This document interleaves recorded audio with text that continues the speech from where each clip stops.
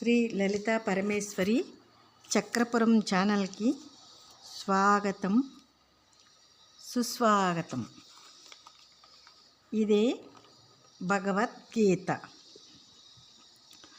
మోఘ ఆసాహు మోఘ కర్మాణః మోఘ జ్ఞానాహు విచేతసః రాక్షసీం అసురీం చ ఏవ ప్రకృతిం మోహినీం శ్రితాహు. వ్యర్థమైన ఆశలతో వ్యర్థమైన కర్మలను గుణకర్మలను చేస్తూ వ్యర్థమైన జ్ఞానంతో జీవిస్తూ ఆత్మ అన్నాత్మ వివేకాన్ని కోల్పోయి అనేక విధాలుగా రాక్షసత్వాన్ని కౌగలించుకుని మోహకరమైన రాక్షస ప్రకృతిని ఆశ్రయిస్తున్నారు అర్జున.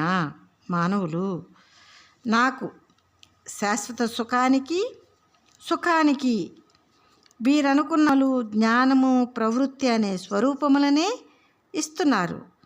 నన్ను అలక్ష్యం చేస్తున్నారు. నన్ను నా తత్వాన్ని గమ్యమును తెలుసుకోవటం చాలా ముఖ్యం అర్జున. అనబడేవారు విఫలురు కావటానికి నన్ను గుర్తించకపోవటమే.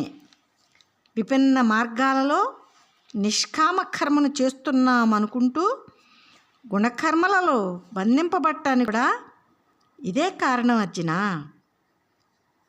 నన్ను తెలుసుకోమని మొదలుపెట్టిన మొదటి వాక్యం మర్చిపోకు. నీ సాధనకు ఆధారం నా తత్వం అర్జున. నా తత్వాన్ని తెలుసుకోవటమే నన్ను కోరటం అర్జున అని భగవానుడు ఇంకేమంటున్నాడంటే, మహా ఆత్మానహు తూ మాం పార్థ దైవీం ప్రకృతిం ఆశ్రితాహు భజంతి అనన్య మనసః జ్ఞాత్వా భూత ఆధిం అవ్యయం.